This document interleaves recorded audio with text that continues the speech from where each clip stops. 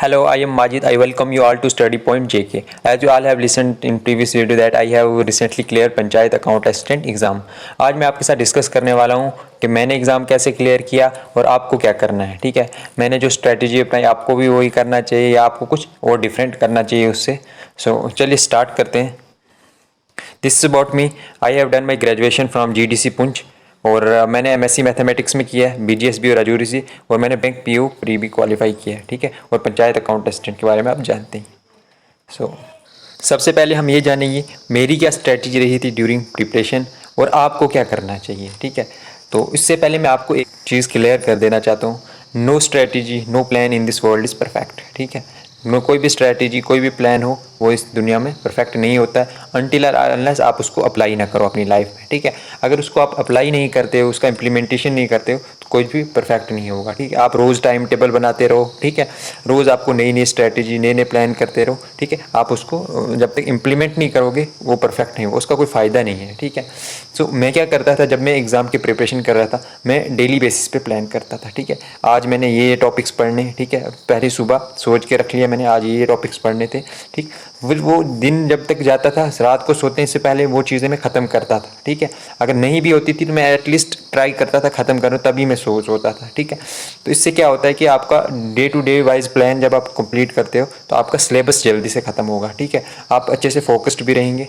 और ये कि आप ऐसा नहीं होता कि हमेशा इंसान हर दिन का प्लान जो है सक्सेसफुली 100% कर पाए। एटलीस्ट अपनी तरफ से एफर्ट करना है, हमने अपनी तरफ से क्या करना है 100% एफर्ट देना है। ठीक है, बाकी सक्सेस तो खुद आएगी टाइम के साथ। ठीक, जो हमारी डेस्टिनी में लिखा होगा वही हमें मिलेगा, लेकिन हमने क्या करना है, हमने अपना 100% एफर्ट लगाना है। ठीक, वही चीज़ मैं भी करता था, तो आपको भी यही चीज़ करनी है। सबसे पहले तो कोई भी प्लान करना है उसको इम्प्लीमेंट करने की कोशिश करो। ठीक है, ज़रूरी नहीं है किसी को फॉलो करने की ज़रूरत है, जैसे मैं करता था वैसे आपको भी करना है, नहीं। ठीक है, हर इंसान की अपनी कैपेबिलिटी होती है चीज़ों को ग्रैस्प करने की, चीज़ों को लर्न करने की। ठीक है, तो अपनी अपनी कैपेबिलिटी के हिसाब से आपको क्या करना है, प्लान बनाना है, उसको फॉलो करना है। ठीक है, इम्प्लीमेंट करना सबसे ज़रूरी है मेरी नज़र में। ठीक, तो ये चीज़ आपको याद रखनी है। सबसे पहले प्लान होना चाहिए, आपके पास टाइम टेबल होना चाहिए, तो वो चीज़ आपने इम्प्लीमेंट करनी है।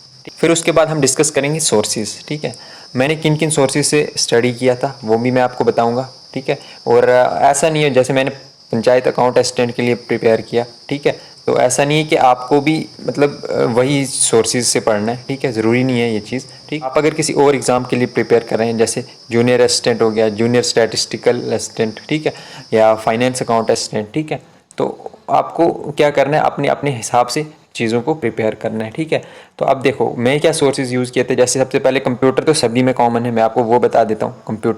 कंप्यूटर के लिए मैं क्या करता था, रेफरेंस बुक मैंने एक रखी हुई थी अरिहंत की। ठीक है, और फंडामेंटल्स ऑफ कंप्यूटर वो मैंने थोड़ा बहुत पढ़ा था, उससे अरिहंत से मैं कंप्यूटर का पढ़ता था। और मोस्ट इंपॉर्टेंट क्या था, जो इंटरनेट सोर्सेज जितने भी हैं वहाँ से मैं थोड़ा बहुत पढ़ लेता था। और उससे भी इंपॉर्टेंट उसके बाद हर टॉपिक करने के बाद उसके MCQs करने हैं आपको। ठीक है, ये मोस्ट इंपॉर्टेंट, क्योंकि एट द एंड आपको एग्जाम में आने ही क्या है, MCQs ही तो आने हैं। ठीक है, तो आपको ये MCQs जो है वही प्रैक्टिस करवाएंगे। तो इसी तरीके से जो JNK का जो GK था वो मैंने पढ़ा था विजन की बुक है। ठीक है, विजन की बुक आती है, विजन JNK, ठीक नाम से आती बुक, तो वो मैंने पढ़ी थी। और आप और रेफ़र कर सकते हो, और यहाँ की बुक आती है। ठीक है, तो वो आप पढ़ सकते हो। ठीक, तो उसके बाद और भी जैसे सब्जेक्ट थे जो मैंने मतलब लाइफ में कभी पढ़े नहीं थे, जैसे अकाउंटेंसी हो गया। ठीक है, अब ये मेरा आपने देखा कि मैथमेटिक्स बैकग्राउंड था, लेकिन मैंने अकाउंटेंसी कभी नहीं पढ़ा था, तो इसके लिए मैंने NCERT प्रेफर किया। ऐसे इकोनॉमिक्स, ठीक है, जिसको मैं बिल्कुल नहीं जानता, उसके लिए भी मैंने NCERT पढ़ा। और मतलब ये इंटरनेट वाला यूट्यूब से पढ़ना, ठीक है, ये सोर्सेज ज़रूरी होते हैं क्योंकि आपको बेसिक कंसेप्ट जो वहाँ से मिलता है। ठीक, तो ये भी मैंने प्रेफर किया और साथ में बुक भी मैं पढ़ता था। ठीक, और उससे भी इम्पॉर्टेंट जो मैंने आपको बताया मल्टीपल चॉइस क्वेश्चन MCQs। ठीक है, वो आपको बहुत बहुत बहुत ध्यान रखना है, MCQs हर एक टॉपिक के। ठीक है, मान लो आपने कोई एक टॉपिक ख़त्म किया, उसके MCQs नेट पे जाके सर्च करो। ठीक है, तो ओबियसली वहाँ से मिल जाएंगे। ठीक, कोई वीडियो बनाता है, ठीक है, तो वहाँ से जैसे मैंने कंप्यूटर के 3-4 टॉपिक पढ़ाए, उसके बाद उसका MCQs लिया। ठीक है, इसी तरीके से आपको जैसे एक टॉपिक ख़त्म किया उसके MCQs ज़रूर पढ़ने हैं। ठीक है, एट द एंड आपको MCQs ही हेल्प करेंगे। ठीक है, रिवाइज करने में और हर चीज़ में। उसके अलावा बाकी जो सब्जेक्ट्स थे, जैसे हमारे पास मैथमेटिक्स या स्टैटिक्स था। ठीक है, आपने देखा मेरा बैकग्राउंड ही मैथमेटिक्स था, उसमें तो मुझे नहीं कोई प्रॉब्लम आई, लेकिन स्टैटिक्स में मैंने क्या किया कि बुक थोड़ी प्रेफर की, इंटरनेट से उतना मटेरियल नहीं मिलता इसका, तो उसके बाद बाकी जो सब्जेक्ट थे जैसे साइंस था, ठीक है, वो 8th 9th 10th का जो साइंस होता है बेसिक, वो आप पढ़ लो, ठीक है। तो ये सारी चीज़ें आपको देखनी है। तो सबसे पहले मैं अपना बता दूं, मैंने कितनी बहुत सारे मतलब स्टूडेंट्स के दिमाग में एक ख्याल आ रहता है कि आपने कितनी टाइम प्रिपरेशन करी, ठीक है। उनको लगता है जितने टाइम इन्होंने प्रिपरेशन करी मैं भी उतने टाइम प्रिपरेशन करके क्वालिफाई कर लूँगा। ऐसा नहीं होता। मैंने सिर्फ 4 to 5 मंथ्स प्रिपरेशन की होगी, ठीक है, टू बी प्रिसाइज मैं आपको बता दूं। और 4 to 5 मंथ्स प्रिपरेशन करने का ये मतलब नहीं कि कोई और भी करेगा वो क्वालिफाई कर लेगा, ठीक है। कुछ ऐसे भी स्टूडेंट्स हैं जिन्होंने 2 to 3 मंथ्स, मेरे फ्रेंड्स से 2 to 3 मंथ्स जो उन्होंने प्रिपरेशन करी और उन्होंने एग्ज़ाम ईजिली क्वालिफाई कर लिया। और कुछ ऐसे भी थे जो 1 ईयर से प्रिपरेशन कर रहे थे, उनका ऐसा नहीं हुआ, ठीक है। ऐसा नहीं है कि जो 1 ईयर से करते हैं सभी का नहीं होता है, कुछ होते हैं ऐसे जो टॉपर्स होते हैं, वो भी तो 1 ईयर से प्रिपरेशन कर रहे हैं, टॉपर भी उन्हीं में से ही निकलते हैं, ठीक है। और कुछ का अनलक की लक होता है, नहीं होता है, ठीक। तो इसलिए आपको ये नहीं देखना कि उसने इतने टाइम पढ़ा मैं भी इतना टाइम पढ़ूंगा। आपको ये चीज़ अपना फॉलो करना है, ठीक है। अगर आप 4 से 5 महीने भी अच्छे से पढ़ते हो ना, फोकस करके, ठीक है, हर एक कोई भी टॉपिक जो है वो इनकम्प्लीट नहीं होना चाहिए आपका, ठीक है। सिलेबस को आपको 1 2 3 बार अच्छे से पूरा एक एक टॉपिक, कोई भी टॉपिक छोड़ना नहीं है आपको, ठीक है। सिलेबस तो कभी नहीं कंप्लीट होगा। आप जितना डीप पढ़ोगे उतना आप पढ़ते ही जाओगे, पढ़ते जाओगे, पढ़ते जाओगे। लेकिन ये है कि कोई भी टॉपिक स्किप नहीं करना है आपने, ठीक है। हर टॉपिक को थोड़ा कम पढ़ो, ज़्यादा पढ़ो, लेकिन पढ़ना ज़रूर है, टच ज़रूर करना है, ठीक है। तो ये चीज़ आपको ध्यान में रखनी है। और ऐसा कुछ नहीं होता कि मैंने 4-5 मंथ्स पढ़ा, आप भी 4-5 मंथ्स पढ़ो, ठीक है। आप अगर 2-3 महीने भी पढ़ते हो तो भी आप क्वालिफाई कर लोगे। अगर आप 6 महीने से पढ़ रहे हो तो भी आप क्वालिफाई कर लोगे, ठीक है। तो हर एक किसी की, मैंने पहले ही बोला, ग्रास्प करने की जो कैपेबिलिटी होती है वो डिफरेंट होती है, ठीक है। हर किसी की जो होती है लर्न करने की कैपेबिलिटी अलग होती है। तो on the basis of that आप अपने हिसाब से आपने करना है। तो उसके बाद सबसे मैं आपको एक बात बता दूं, जो मिस्टेक्स मैंने की, मैं नहीं चाहता हूं आप भी वही मिस्टेक्स करो, ठीक। अब वो मिस्टेक की क्या थी? वो मिस्टेक थी रिवीजन की, ठीक है। अब मैंने तो एक टॉपिक कंप्लीट कर लिया, ठीक है। मैं उस टॉपिक को कंप्लीट करने के बाद उसको रिवाइज नहीं करता था, ठीक है, और फिर चले जाता था नेक्स्ट टॉपिक पे, ठीक।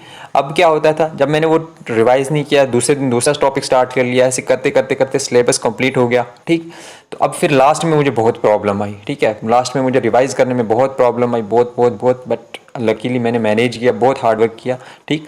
तो ये मैं नहीं चाहता कि आपको भी ये प्रॉब्लम आए, ठीक है। आपको रिवाइज करना है ऑन द टाइम बेसिस पे, ठीक है। आपने एक टॉपिक कंप्लीट किया, ठीक है, उसको रिवाइज करो, ठीक है। ऐसा भी कर सकते हो, या आप डेली बेसिस पे कर सकते हो, ठीक है। आपने मतलब आज कुछ पढ़ा, डे 1 में आपने कुछ पढ़ा, ठीक है। अब जब डे 2 में जाओगे ना, तो सबसे पहले आपने क्या करना, पहले वाला डे 1 वाला रिवाइज करना है, ठीक है। आप ऐसे भी कर सकते हो, या आप ऐसे कर सकते हो वीकली। आपने वीक में 6 डेज आपने स्टडी किया, ठीक, 6 डेज आपने स्टडी किया, और 7th डे जो है संडे को कोई भी दिन रख लो, ठीक है। उस दिन आपको पूरा वीक का रिवाइज करना है, ठीक है। तो ऐसा नहीं है, कुछ एक फॉलो करो, जैसे आप ठीक लगता है आप वैसे ही करो, बट रिवाइजन ज़रूरी है, ठीक है। रिवीजन करना बहुत ज़रूरी है। मिस्टेक मैंने भी किया, मैं नहीं चाहता आपको भी ये प्रॉब्लम आए, ठीक। रिवीजन टाइम टू टाइम, ठीक है, और अच्छे से रिवीजन करना है, ठीक, ताकि लास्ट पे आपको एट द एंड आपको प्रॉब्लम ना आए, ठीक है। क्योंकि जब एग्ज़ाम जितना पास आएगा, ऑब्वियसली ये प्रेशर बढ़ता ही है इंसान पे, ठीक है। उस दिन फिर आपको एक दिन में पूरा, जैसे कंप्यूटर, पूरा एक दिन में एक कंप्यूटर कंपोनेंट रिवाइज करके ख़त्म करना है। आपने पहले से रिवीजन किया है ना, इजी रहेगा आपको, ठीक है। एक दिन में पूरा जो है जीके आपको ख़त्म करना है, ठीक है। फिर लास्ट वाले दिन सारा थारोली एक बार देखना है। तो ये चीज़ें ईजी रहेंगी आपके लिए अगर आपने टाइम टू टाइम रिवीजन किया है, ठीक है। तो मैं कहूँगा आपको कितनी बार रिवीजन करना है, बहुत सारे स्टूडेंट्स पूछते हैं, ठीक है। मैं तो यही कहता हूँ कि आपको इनफाइनाइट टाइम्स रिवीजन करना है, ठीक है। कोई रिवीजन की कोई लिमिट नहीं है, ठीक है, अनलिमिटेड, ठीक है। तो इसलिए ये चीज़ याद रखना, रिवीजन हमें मल्टीपल टाइम्स करना है और इसको स्किप नहीं करना है रिवीजन को, ठीक है। एक और इम्पॉर्टेंट चीज़, हमें मोटिवेटेड रहना है, ठीक है। अब ये मोटिवेशन कैसे रहेंगे हम, ठीक है। ओबियसली आज के टाइम में मुश्किल है, इंसान डिस्ट्रैक्ट होता है, इंसान मैं अपना एक्सपीरियंस, इंसान के दिमाग में बहुत अलग अलग ख्याल आते हैं। इतने सारे बच्चे प्रिपरेशन कर रहे हैं, ठीक है, इतने टाइम से प्रिपरेशन कर रहे हैं, उनका तो होगा। इतने सारे बच्चे हैं, इतने सारे फॉर्म फिल हुए हैं, ठीक है, उनमें से मैं कहाँ से होऊंगा, इतने अच्छे अच्छे इंटेलिजेंट बच्चे। तो ये सब चीज़ें जब मैंने क्वालिफाई कर लिया तो मुझे लगा ये सब चीज़ें बेकार थी, ठीक है। और इसमें सब सही क्या मैं करता था, मैं ये सब चीज़ जब ख्याल आती थी तो मैं अपनी स्टडी को और बूस्ट करता था और पढ़ता था मैं, ठीक है। ऐसा नहीं है आपको लगेगा कि हाँ बहुत सारे बच्चे प्रिपरेशन, मेरा कहाँ होगा, तो आपको छोड़ देना है। जिसने होप छोड़ दिया ना कि यार मेरा नहीं हो सकता, तो ओबियसली उसका नहीं होगा, है ना। आपको इससे इस डीमोटिवेशन जैसे आएगा ना, खुद को मोटिवेट रखना है और स्टडी करना है, ठीक है। ओबियसली बहुत सारी डिस्ट्रैक्शंस होती है हमारी लाइफ में, है ना। सोशल मीडिया एक बहुत बड़ा डिस्ट्रैक्शन है, ठीक है। यही चीज़ें जो हमें ओवरकम करनी है, ठीक है। जो चीज़ें, इन चीज़ों पर कंट्रोल कर लेगा जो इंसान, ओबियसली वो एग्ज़ाम क्वालिफाई कर लें। हर कोई जॉब चाहता है, ठीक है, लेकिन इन चीज़ों पे कंट्रोल जो कर लेगा उसी को जॉब मिलेगी, ठीक है, हर किसी को तो नहीं मिलेगी। तो इसलिए ये चीज़ आप याद रखिएगा कि हमें क्या करना, मोटिवेटेड रहना है, डीमोटिवेशन अपने अंदर नहीं लाना है, ठीक। और एट द एंड मैं आपको क्या बोलूँगा कि आपको सबसे मोस्ट इम्पॉर्टेंट है आपके लिए MCQs, ठीक है, मल्टीपल चॉइस क्वेश्चन, ठीक, और उसके साथ टेस्ट सीरीज, ठीक है। कोई भी ऐसा नहीं है कि किसी पे पार्टिकुलर वेबसाइट के मैं बताऊं उसके टेस्ट सीरीज दो, उसके दो, ठीक है, लेकिन आपको टेस्ट सीरीज ज़रूर देनी है, ठीक है, जितने भी टेस्ट हैं, ठीक है, 1 2 3 साइट्स के आप टेस्ट ले लो, ठीक है, वहाँ से टेस्ट हो। ये जो है ना, ये मोस्ट इंपॉर्टेंट पार्ट होगा आपकी प्रिपरेशन, ठीक है। यही आपको बताएंगे कि आपका लेवल क्या है, ठीक है, आपने कितना सिलेबस की कवर किया और कितने अच्छे से कवर किया आपने, ठीक है। आपको सब चीज़ें इसी टेस्ट सीरीज से ही पता चलेंगी। और उस टेस्ट सीरीज से भी पहले आपको मल्टीपल चॉइस क्वेश्चंस पे ध्यान दो। एट द एंड मैंने फिर से आपको बोल रहा हूँ, एट द एंड आपको एग्जाम में क्या आना है, मल्टीपल चॉइस क्वेश्चन ही आने हैं, ठीक है। आपको कुछ थ्योरी नहीं लिखनी है वहाँ पे, कोई मास्टर्स रिसर्च नहीं करना है वहाँ पे, आपको सिर्फ MCQs पे ही टिक करना है। और वो कैसे हेल्प होगी आपकी, अगर आपने MCQs की प्रैक्टिस की होगी, ठीक है, डिफरेंट MCQs दिए होंगे, ठीक है, टॉपिक वाइज आप MCQs पढ़ो, ठीक है, डिटेल्ड MCQs पढ़ो, ठीक। जैसे मैंने कंप्यूटर में आपके लिए 3-4 टॉपिक लाए, उसके बाद में MCQs का वीडियो लाया, ऐसे में डिटेल्ड MCQs आपके लिए ला रहा हूँ कहाँ पर, GK के, ठीक है, GK के डिटेल्ड एक्सप्लेनेशन के साथ MCQs ला रहा आप वो भी देखना, ठीक। तो क्या होगा आपका टॉपिक वाइज, जो जैसे जैसे आप पढ़ोगे ना तो आप MCQs भी देखोगे, तो उससे क्या होगा आपकी प्रिपरेशन जो है वो बेहतर होगी, और जो चीज़ें होती हैं वो आपके माइंड में फिक्स हो जाती हैं, ठीक है, फिर भूलने का खतरा नहीं होता, ठीक। तो इसलिए मैंने भी यही स्ट्रैटेजी अपनाई जो मुझे बेहतर लगी, और मैं भी चाहता हूँ कि आप यही स्ट्रैटेजी अपनाओ ताकि आपको भी क्या हो, हेल्प हो जाए, ताकि आप भी एग्ज़ाम क्वालिफाई कर लो, ठीक। सो लास्ट पे होता क्या है, ये सारा कुछ प्रिपरेशन के बाद वही एग्ज़ाम क्वालिफाई, ये गेम क्या है, ये गेम ऑफ पर्टिकुलर डे की है, ठीक है। आपने उस पर्टिकुलर डे में कैसा परफॉर्मेंस दिया, ठीक है। कहते हैं ना कि आप मैच, एक कोई मैच होता है तो उसकी आप पूरे सालों साल, वर्ल्ड कप का मैच हो रहा हो फाइनल, आप पूरे साल उसकी प्रिपरेशन करते हो, बट एट द एंड जो उस पर्टिकुलर डे पे परफॉर्मेंस देगा वही जीतेगा, ठीक है। आपको भी वही करना है, ठीक है। आपने अगर अच्छा परफॉर्मेंस दे दिया ऑन अ पर्टिकुलर डे, ठीक है, एग्ज़ाम वाले दिन अगर आपने अच्छा परफॉर्मेंस दे दिया तो आप एग्ज़ाम ईजिली क्वालिफाई करोगे। अगर जिससे नहीं हो पाया तो वो बहुत मुश्किल हो जाएगा, ठीक है। अब ये परफॉर्मेंस आएगी कैसे, जिसने पीछे से पूरी प्रैक्टिस जो है वो अच्छे से की होगी, ठीक है।